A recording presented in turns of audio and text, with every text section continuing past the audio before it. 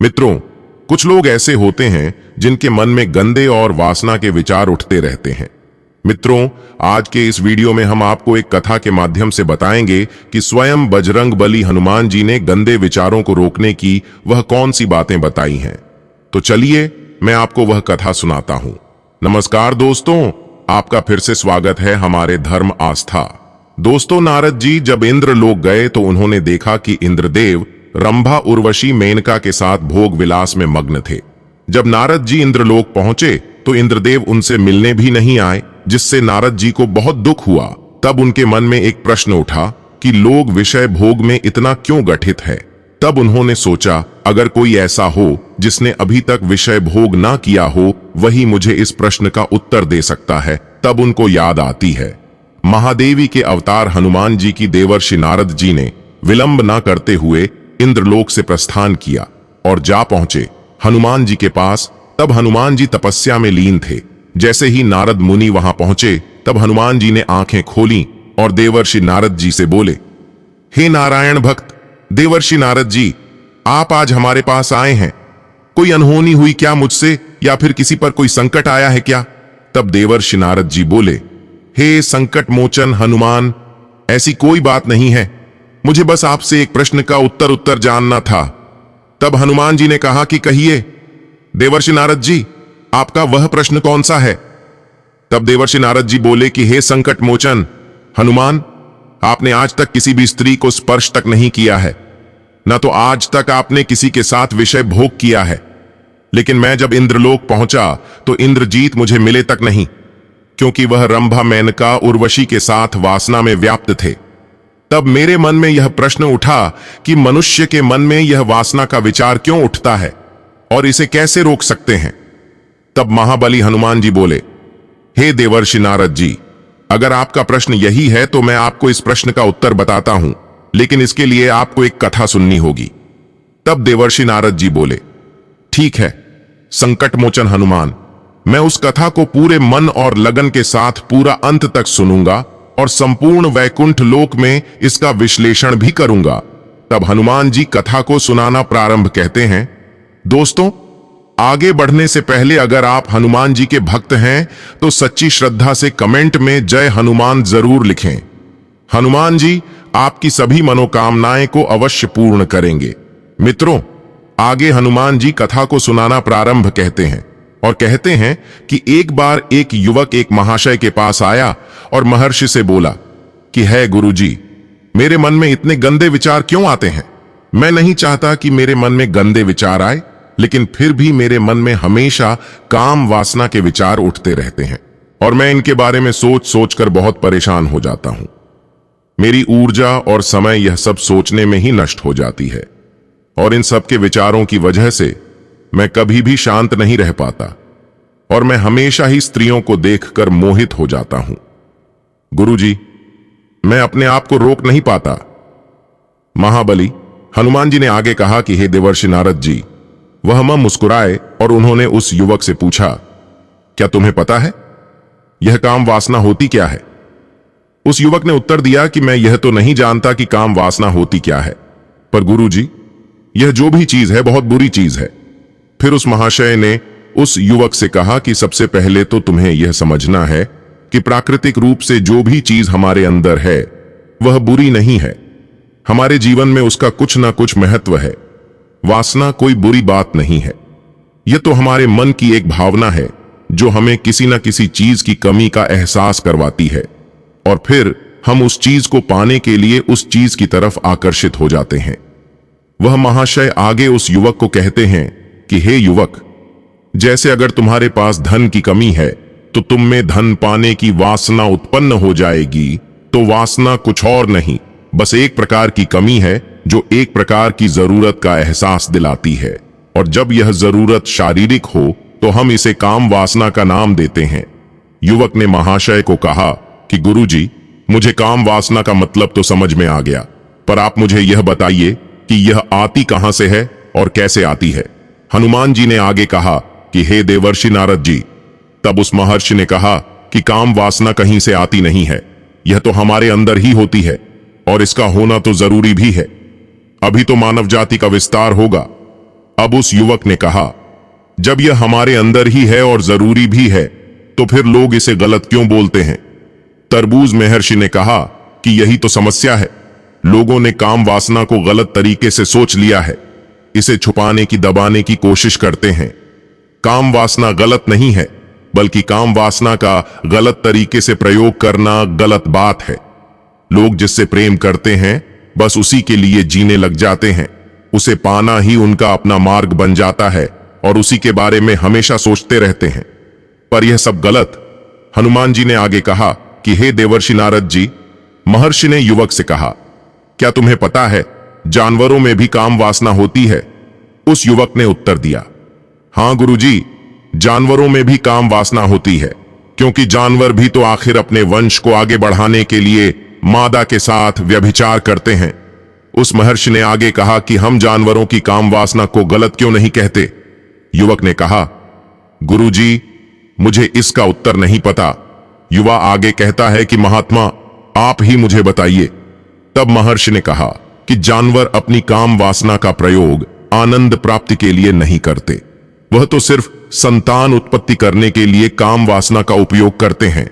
जानवरों को प्रकृति ने इतनी समझ नहीं दी है कि वह काम वासना को अपने सुख का आधा बना सके।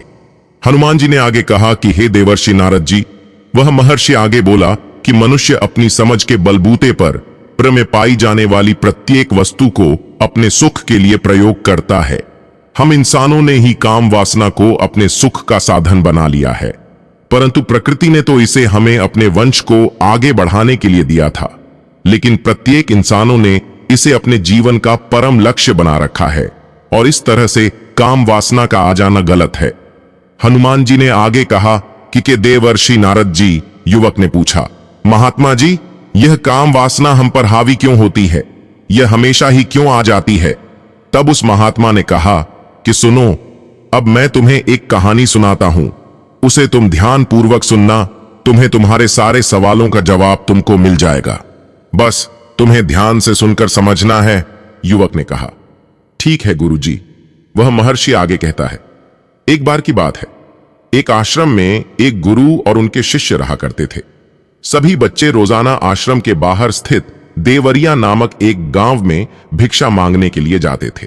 महाबली हनुमान आगे कहते हैं कि वह से उस युवक से आगे कहता है कि उसी आश्रम का एक शिष्य जिस गांव में भिक्षा लेने जाता था, उसी रास्ते में एक नदी मिलती थी। एक दिन उसने देखा कि एक युवक वृक्ष के पीछे छिपा है। वह उस युवक के पास गया और उससे जाकर बोला, भाई, तुम इस वृक्ष के पीछे छिपकर क्या देख रहे हो? तब उस पेड़ के पास छुपे हुए युवक ने कहा, अरे, तुझे नहीं दिख रहा क्या कि मैं क्या देख रहा हूं? तब शिष्य नदी की ओर देखा तो वहां पर कुछ युवतियां पानी भर रही थीं। तब उस शिष्य ने उस युवक से कहा, अरे भाई, वहां पर तो युवतियां पानी भर रही हैं, इसमें छिपकर देखने वाली क्या बात है? युवक शिष्य की तरफ देखकर कहने लगता है, अरे पागल, तुम्हें दिखाई नहीं दे रहा क्या कि कैसे यह औरतें नदी से पानी निकाल रही हैं? जरा उनकी अदाओं को तो देखो, उनके कोमल शरीर को देखो, उनकी पतली कमर मटके को उठाते समय बलाखाती चाल को तो देखो, और उनके बाल उनकी कमर पर कैसे लहरा रहे हैं, मानव सुंदरता बिखरी हो। शिष्य ने फिर नदी की तरफ देखा और इस बार वह इसे देखता ही रहा, परंतु अभी तक उसे तो कुछ भी नजर नहीं आ रहा था और वह बिल्कुल निर्भय था। उसे किसी भी बात का कोई डर नहीं था। लेकिन अब वह छिप के उन युवतियों को देखने लगा, और जब वह छिपकर युवतियों को देख रहा था, तभी वह अचानक अंदर से अपने ही अंतर्मन से कांप गया और उसने कहा कि यह हमें क्या कर रहा हूं? मैं जो कर रहा हूं वह सही नहीं है, मुझे यहां से चले जाना चाहिए। और फिर वह जल्दी से वहां से चला गया। वह आश्रम पहुंच जाता है। महाबली बजरंगबली आगे कहते हैं कि देवर्षि नारद जी वह जाकर अपने कार्यों में लग गया, लेकिन जो वह आज देख कर आया था, अब भी वही उसकी आंखों के सामने बार बार आ रहा था। उसके मन में वही दृश्य चल रहा था। उसका मन वही सब कुछ देखने के लिए उतावला हो रहा था। उसका किसी भी काम में मन नहीं लग रहा था।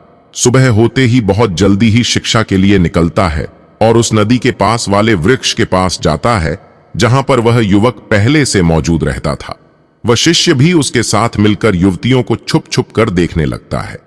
महर्षि आगे कहते हैं कि अब वह रोज ऐसा करने लगा लेकिन अब उस शिष्य का मन किसी भी काम में नहीं लगता था। वह हमेशा ही किसी न किसी प्रकार के विचारों में उलझा रहा था। वह आश्रम के कार्यों को भी ठीक तरीके से नहीं कर पा रहा था। न वह ठीक से सो पा रहा था, न वह ठीक से खाना खा पा रहा था। उसका मन बेचैन रहने लगा था। उसका मन बार बार उन युवतियों के सौंदर्य को देखने के लिए उतावला होता रहता था। जब गुरु उसके गुरु शिक्षा देते थे, तब भी उसका मन कहीं और विचारों में खोया रहता था। जब शिष्य का यही रोज रोज का हो गया, तो गुरु ने अपने शिष्य की इन हरकतों को भांप लिया था। महाबली हनुमान नारद जी को कथा सुनाते हुए आगे कहते हैं कि एक दिन गुरु ने शिष्य को अपने पास बुलाया और कहा कि आज से मैं भी तुम्हारे साथ भिक्षा मांगने चलूंगा। हम दोनों साथ साथ भिक्षा मांगने चलेंगे। तब शिष्य गुरु को मना करते हुए बोला, नहीं गुरुदेव, आप परेशान क्यों हो रहे हो? मैं अकेला ही ठीक से भिक्षा मांग सकता हूं। गुरु ने शिष्य से कहा कि ठीक है, तुम अकेले ही भिक्षा मांगने जाओ। जैसे ही गुरु जी ने इतनी बात कही, वह शिष्य तुरंत वहां से भिक्षा मांगने के लिए निकल गया। उसके जाने के बाद गुरु भी आश्रम से निकल गए और वह अपने शिष्य का पीछा करने लगे कि वह कहां जाता है, किसे मिलता है। यह सब देखने के लिए उसके पीछे पीछे चलने लगे। कुछ आगे जा आने के बाद गुरु ने देखा कि उनका शिष्य एक युवक के साथ एक वृक्ष के पीछे किसी अपराधी की तरह छिपा हुआ है और छिपकर कुछ देख रहा था। गुरु भी अपने शिष्य के पीछे गए। उन्होंने सोचा कि आखिर उनका शिष्य क्या देख रहा है, जिसे देखने के लिए वह वृक्ष के पीछे अपराधियों की तरह छिपा हुआ है। तब गुरु ने देखा कि उनका शिष्य वृक्ष के पीछे छुपकर युवतियों को देख रहा है, जो कि नदी से पानी भर रही थी। तभी गुरु बोल पड़े कि शिष्य, तुम यह क्या देख रहे हो? अपने गुरु की आवाज सुनकर वशिष्ठ घबराकर विचलित हो गया और उसके पसीने छूटने लगे। वह धीर वीर पुरुष थर थर कांपने लगा, जैसे किसी चोर को चोरी करते समय रंगे हाथों पकड़ लिया गया हो। उसकी हालत खराब हो गई। वह कुछ भी नहीं बोल पा रहा था। वह अपने गुरु से नजर भी नहीं मिला पा रहा था।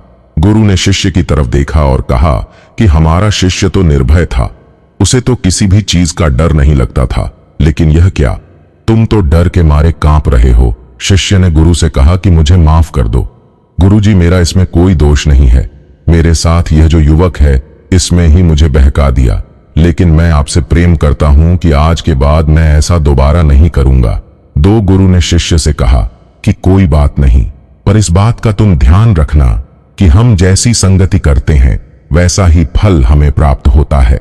वह महर्षि आगे कहता है कि प्रत्येक साथ रहने वाले मनुष्य विचार हमारे अंदर प्रवेश करते हैं, इसीलिए अच्छी संगति करो जिससे तुम्हारे अच्छे विचारों का प्रवेश हो। फिर गुरु और शिष्य आश्रम लौट आए और फिर से आश्रम के कार्यों पर ध्यान देने लगे। वह जिस रास्ते से पहले जाता था, उसने उस रास्ते को त्याग दिया और दूसरे रास्ते से जाने लगा। वह अपने काम को ध्यान से करता, लेकिन धीरे धीरे उसके अंदर क्रोध उत्पन्न हो गया और फिर वह दूसरों पर क्रोध करने लगा और बेचैन रहने लग गया। अब वह सही समय पर भोजन भी नहीं करता था। वह भोजन भी बहुत कम खाता था। एक रात गुरु उस शिष्य के पास आए और उससे बोले कि अब तक तुम कितनी बार अपने वादे से मुंह कर चुके हो। यह सुनकर शिष्य अपने गुरु के चरणों में गिर गया और रोने लगा। रोते रोते ही उसने गुरु से कहा कि गुरुदेव, मैं कई बार अपना वादा भूला हूं, फिर वादा कर लेता हूं, लेकिन हर बार मैं वादा भुला देता हूं। मेरा मन मेरे नियंत्रण में है ही नहीं।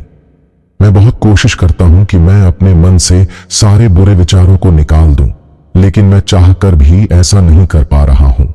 फिर गुरु ने शिष्य को कहा कि ठीक है, चलो मेरे साथ। गुरु शिष्य को आश्रम के बगीचे में लेकर गए और शिष्य से कहा कि देखो, यहां पर कुछ नाली बनी हुई है जिससे नदी का पानी इन पौधों तक आ रहा है और यह पानी एक निरंतर बहाव से बह रहा है। क्या तुम इस पानी के बहाव को रोक सकते हो? अब शिष्य ने उत्तर दिया कि हां गुरुजी, मैं इस भाव को रोक सकता हूं। फिर शिष्य ने मिट्टी उठाकर उस नाली में डाल दी।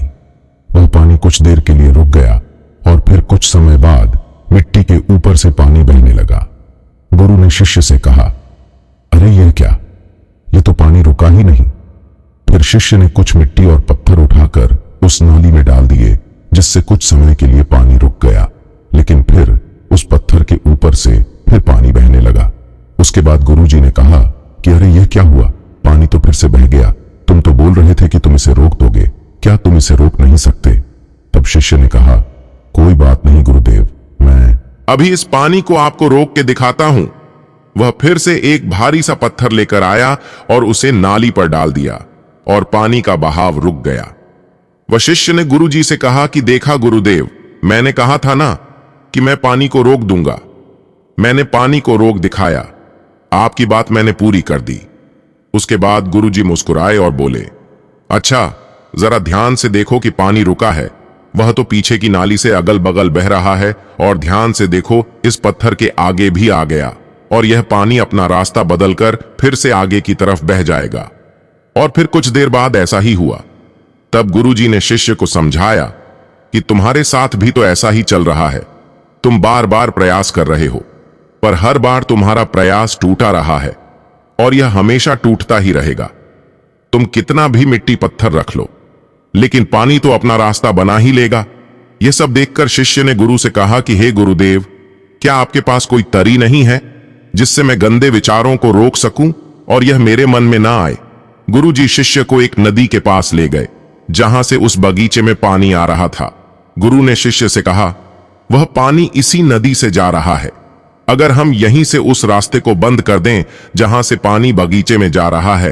तब शिष्य बोला, मैं इस पानी को यहीं से बंद कर देता हूं, तब आगे की नाली में पानी जाएगा ही नहीं। फिर शिष्य ने नदी से जाने वाले रास्ते में बहुत मेहनत करके पत्थर और मिट्टी डाल डाल के बंद कर दिया और गुरुजी से बोला कि गुरुदेव, मैंने पानी को बंद कर दिया है, अब यह पानी बगीचे में जाएगा ही नहीं। तब गुरु ने कहा कि अगर पानी बगीचे में नहीं जाएगा तो पौधों को पानी कहां से मिलेगा? उन पौधों को तो पानी की आवश्यकता है, और उन पौधों में कुछ पौधे तो ऐसे हैं जिनको रोज पानी की आवश्यकता है। वह तो मुरझा कर मर ही जाएंगे, उनका क्या होगा? पानी तो हमें खोलना ही होगा।